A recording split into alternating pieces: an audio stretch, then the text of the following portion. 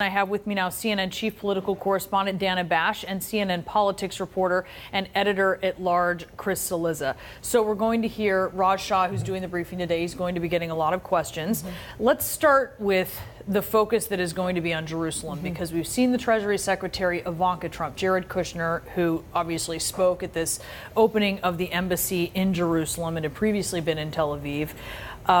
At the exact same time as he's talking about this being a path forward for peace, you see something that is contradicting that in Gaza, where there have been dozens of deaths from protesters. Some protests have turned violent.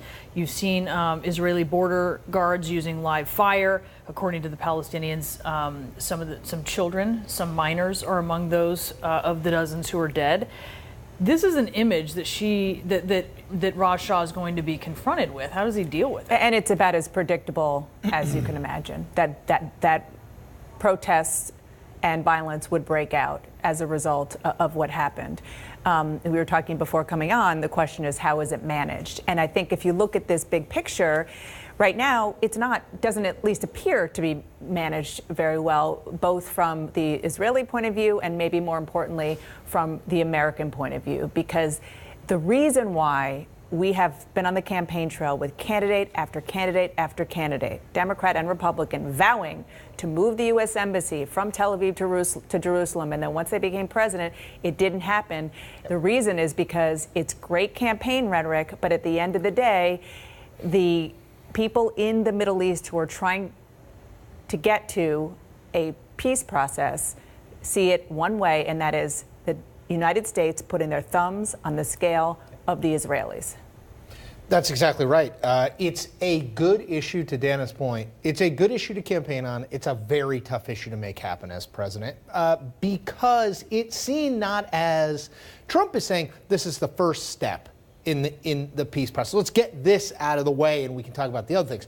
Traditionally, he's not traditional, but traditionally it's been seen as sort of a final piece of a Middle East peace process because it is to other parts. Correct, because it is so contentious. You've seen the head of the Palestinian Authority speak out against it. I mean, it is predictable at the same time.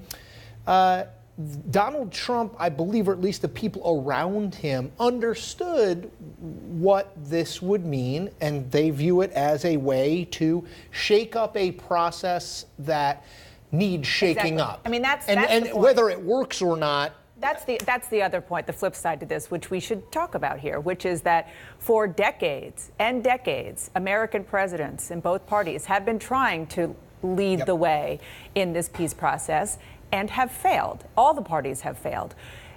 I'm not saying that this is necessarily going to work, but he's saying, hey, I did it. But it's something. Right? It's something different.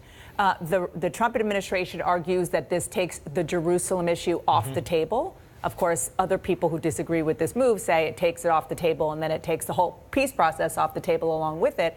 But, you know, you never know. This president promised to do things differently, and he's doing it. And as we await the briefing, Raj Shah is going to be confronted by the questions raised, concerns raised, criticism raised by U.S. allies. You know, France is saying, look, this violates international law.